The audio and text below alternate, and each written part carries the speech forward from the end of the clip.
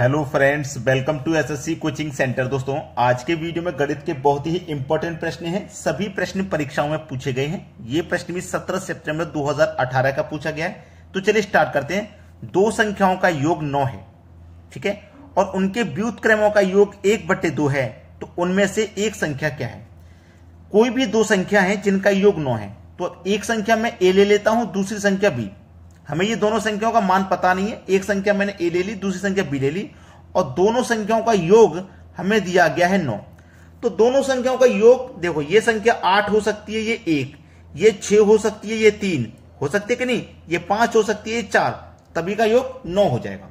ठीक है, अब यहां पे मैं क्या कर सकता हूं, यहां पे ध्यान देंगे कि मेरे पास जो महत्वपूर्ण बात है वो है व्युत्क्रम का जो योग है ना, वो 1/2 है। व्युत्क्रम का योग 1/2 है। चलिए, अगर मैं इस पहली संख्या को 6 मान लूं, दूसरी संख्या को 3 मान लूं, तो इन दोनों का योग भी मेरा कितना हो जाएगा? 9 हो जाएगा।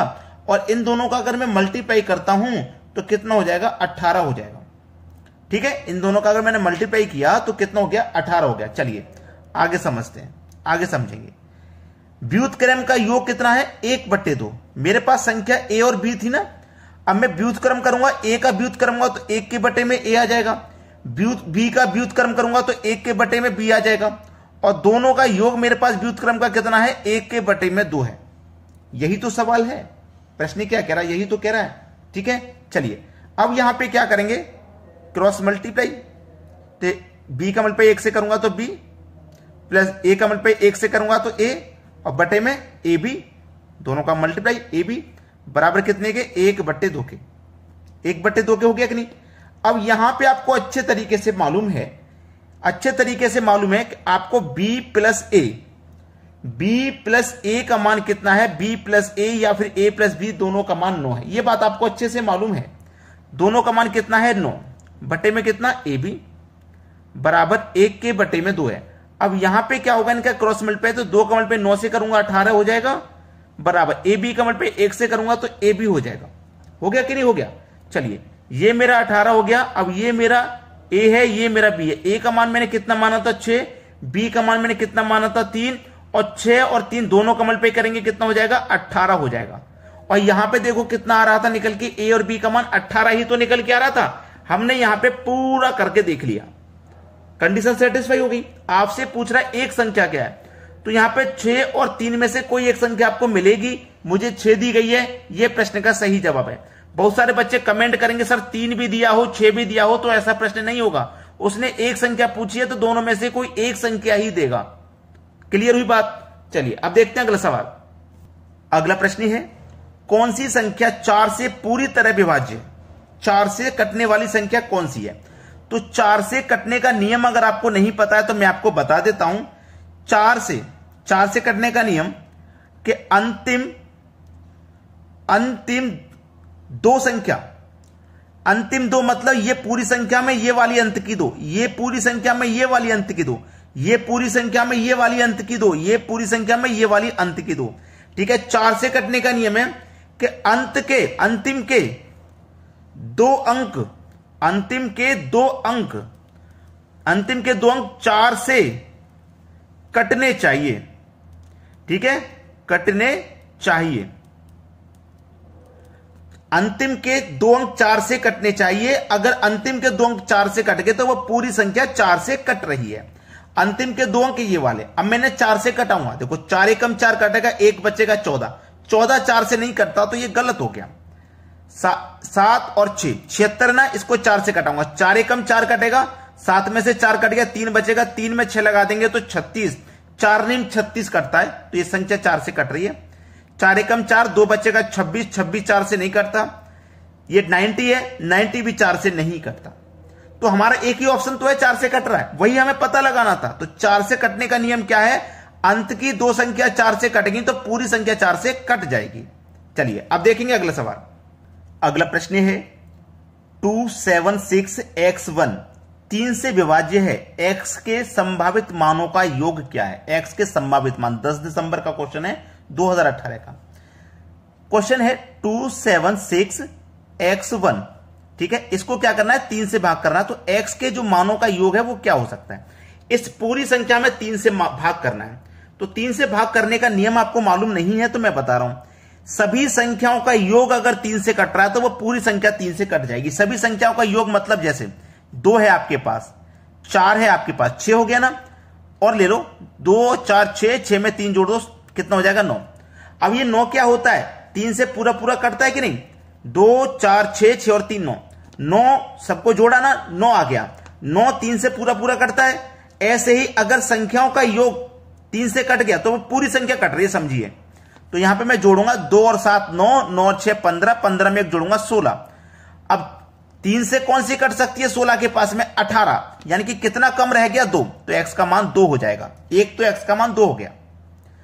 18 के बाद में और कौन सी कटेगी भाई, 3 से 21, तो 16 में कितना जोड़े 21 के लिए 5, 21 भी कट गई।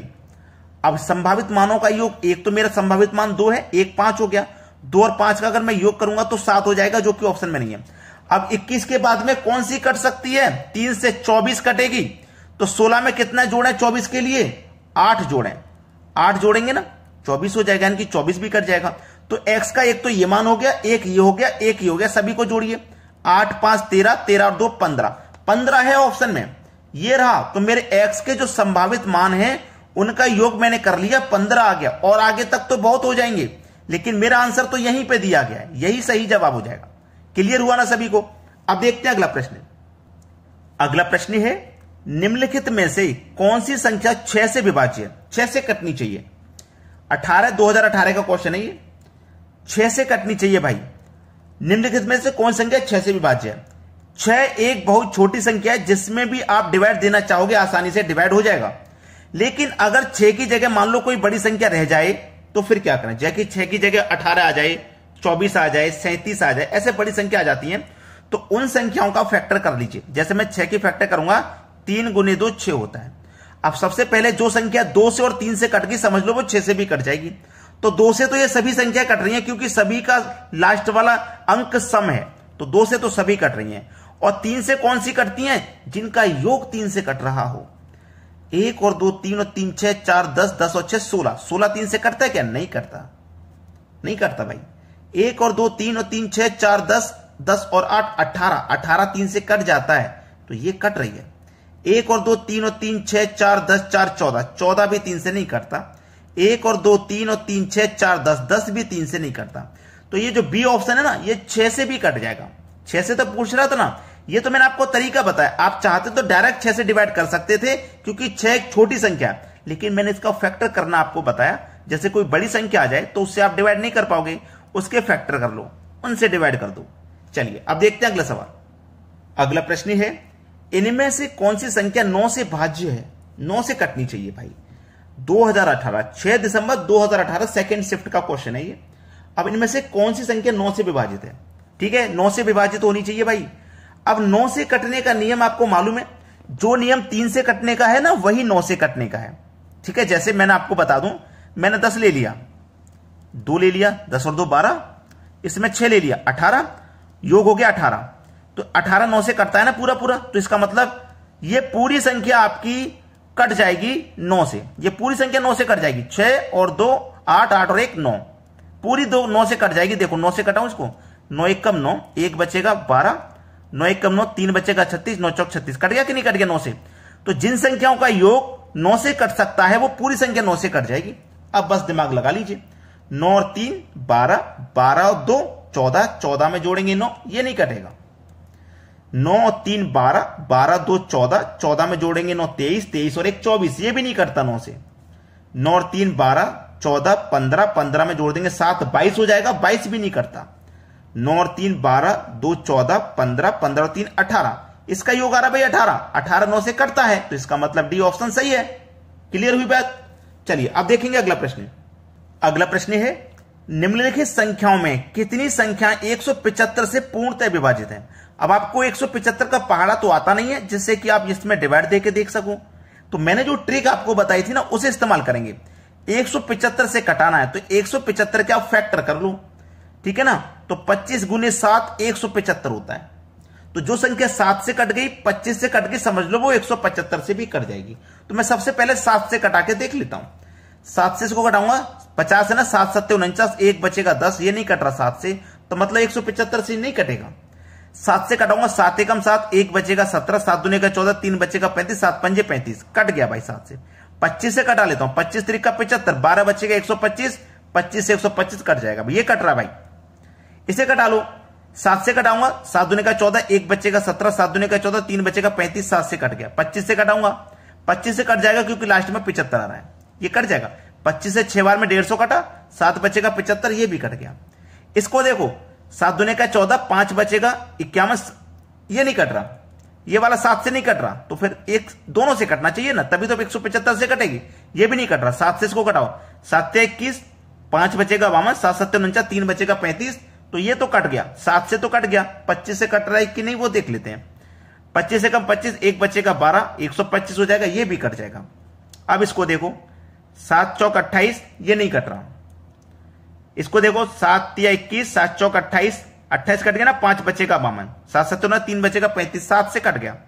25 से कटाओ, 25 से कम 25, 8 बचेगा 82, 25 3 का 75, 7 बचेगा 75, ये कट गया। इसको देखो, 7 6 42, 1 बचेगा 13, 7 एकम 7, 6 बचेगा 65, ये भी नहीं कट रहा। तो 1 संख्या, 2 संख्या, 3 संख्या, 4 संख्या, 4 संख्या, उसने बोला था ना कितनी संख्या 175 से पूर्णतः विभाजित है, तो पूर्णतः विभाजित एक तो ये हो गया, दूसरा ये हो गया, तीसरा ये हो गया, चौथा, यानी कि 4 संख्या पूर्णतः विभाजित है भाई। आपका पहला ऑप्शन सही जवाब है। चलिए अब देखेंगे अगला सवाल। अगला प्रश्न है, नीचे दी गई संख्याओं में से कौन सी संख्या 3 से भाज्य है? कौन सी संख्या भाई 3 से कटेगी? तो कौन सी कटेगी 3 से? जिन संख्याओं का योग 3 से कटेगा वो 3 से कट जाएगी। 1 और 7 8 9 10, 10 नहीं कटता ना 3 से, तो ये नहीं कटेगा।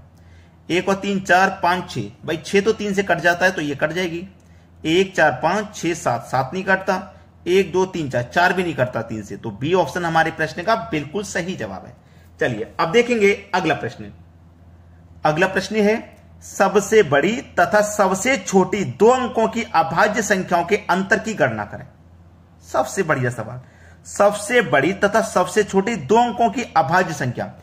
2 अंकों की सबसे बड़ी अभाज्य संख्या 97 है। इससे बड़ी अगर हम लेंगे तो वो 3 अंक की हो जाएगी, क्योंकि 98 अभाज्य नहीं है, 99 भी अभाज्य नहीं है, फिर 100 आ जाएगा जो कि 3 अंक की हो जाएगी। उसने बोला हमसे 2 अंक की, सबसे बड़ी और सबसे छोटी। तो सबसे छोटी अभाज्य 2 अंक की 11 है, ठीक है। इनके अंतर की गणना करनी है, इनका अंतर हमें निकालना है। तो अंतर कर लो, 7 में से 1 जाएगा 6 और 9 में से 1 जाएगा 8, 86 हो जाएगा आपका आंसर। यह है प्रश्न का बिल्कुल सवाल।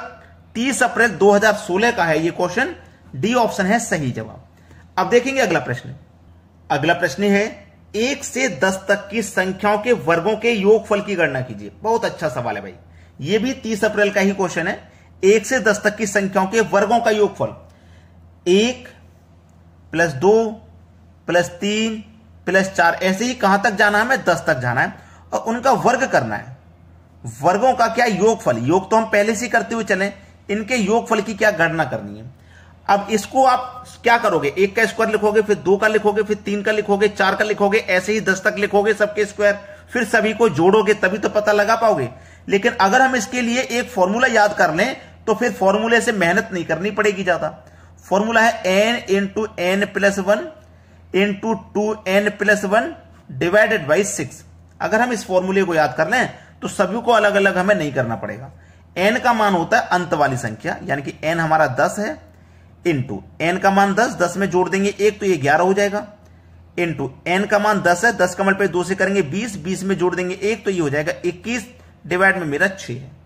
चलो अब मैं इसे कटा लेता हूं ना, कटाएगा 2 से कटेगा 3 बार में और 2 से कट जाएगा ये 5 बार में, ठीक है। 3 से कट गया 7 बार में। अब लगा लो, 5 का करो 11 पंजे 55, 55 का मल्टीप्लाई 7 से, 7 पंजे 35 का 5 कैरी का 3, 7 पंजे 35 और 3 38, यानी कि 385 हो गया आपका सवाल का सही जवाब, जो कि हमारे सी ऑप्शन में। तो बताइए मेहनत फॉर्मूले से ज्यादा करनी पड़ी या इनके अलग अलग स्क्वायर लिखते फिर सभी को ऐड करते उसमें 4-5 मिनट खर्च हो जाती, इसमें 1 मिनट में आंसर आ गया। तो फॉर्मूले आप याद कर लीजिए। वीडियो अच्छा लगा है लाइक कर दीजिए और शेयर कर दीजिए सभी बच्चों तक, ठीक है दोस्तों। धन्यवाद। आज की वीडियो में इतना ही। वीडियो देखने के लिए बहुत बहुत धन्यवाद।